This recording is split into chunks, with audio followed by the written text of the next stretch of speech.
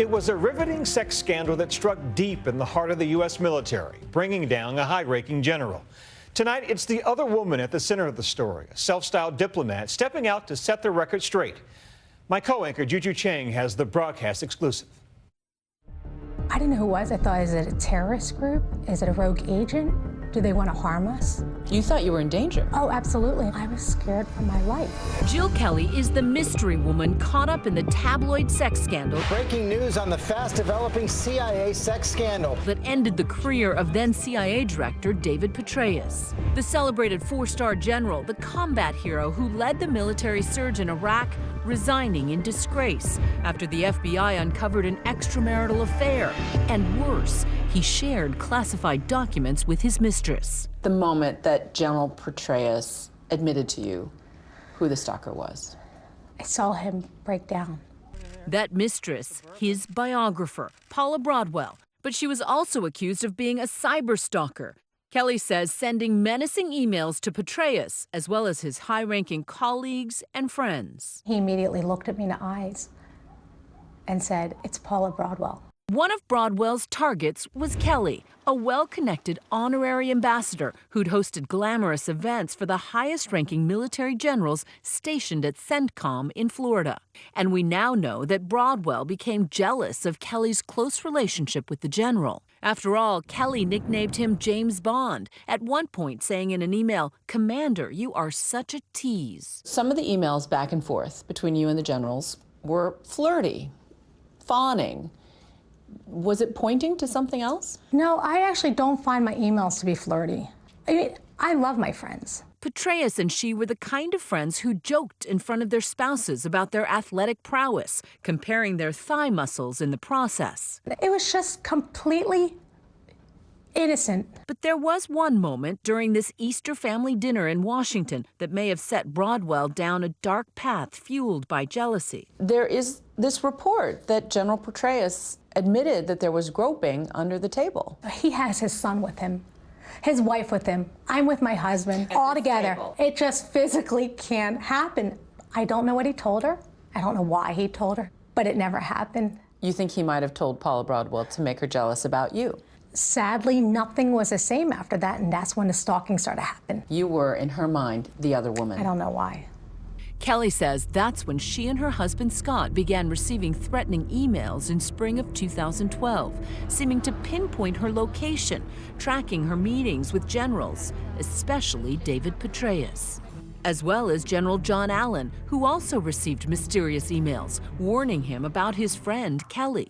"Be careful at dinner," one said. "She'll play with you under the table as she has other generals." Allen was in fact exchanging thousands of emails with Kelley while leading the war effort in Afghanistan. Dozens of these messages self-published in her newly released book, Collateral Damage. In one example, General Allen writes, "I'm beginning to think these Al-Qaeda fellas are never going to warm up to me." Jill responds, "No, I'm not feeling the love yet." General Allen, "My guess is if they met you, they'd like me even more." And Jill says, "Let's do it. My bags are packed." After a thorough review, the Inspector General found no wrongdoing. Yet rather than take the promotion of a lifetime, the Marine Corps four-star general retired from military duty. He had no comment on the book. You were portrayed as the vixen, the femme fatale. Right. Set the record straight. Did you have a romantic relationship with General Petraeus? No, General Petraeus and I, and Holly, and our family were very close friends. Did you ever have an affair with General Allen? Never had an affair with anybody in my life. I am so happily married. Fearing for her family's safety, she went to the FBI for help. But she says instead of protecting her, investigators began digging into her private life and those of her powerful friends, looking for dirt. You describe a pretty harrowing incident involving FBI officials. They told me, "Miss Kelley, you got to get in the car immediately." Inside the car was basically like an interrogation. They were trying to make me say I had an affair with General Allen, General Petraeus, and I said to them, "This is outrageous."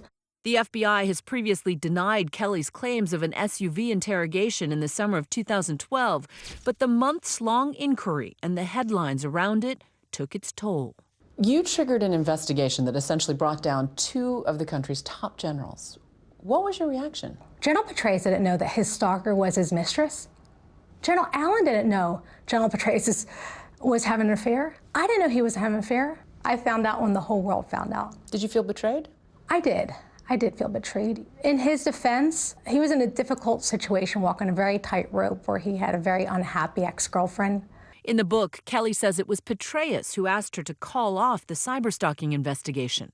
She writes, looking grimly at me, he whispered, "Jill, I want you to go to the FBI and say you want to drop the charges. It won't be good of any of us." And so you don't hold it against him that he asked you to drop those charges? No, I actually feel sorry for David that he really was put in a very difficult position. I feel so bad for him. I really do.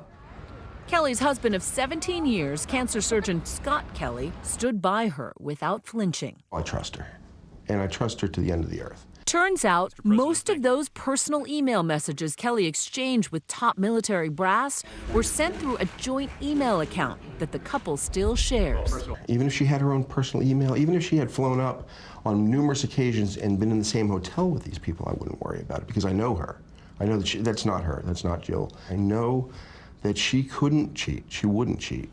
Though she did ask for the investigation to be dropped after Petraeus resigned as CIA director, Kelley's name was leaked to the press. Kelley one day writing to Petraeus, "Paula is ruining my marriage, my reputation, and now my life." Petraeus replying, "Very sorry, Jill, just told her to cease and desist." One of the most honored soldiers of his generation, publicly apologizing after having pled guilty to a misdemeanor for sharing classified information with his mistress. I think it is appropriate to begin my remarks this morning with an apology. General Petraeus had no comment on the book. Paula Broadwell was never charged with a crime, and she declined to comment on Kelley's book.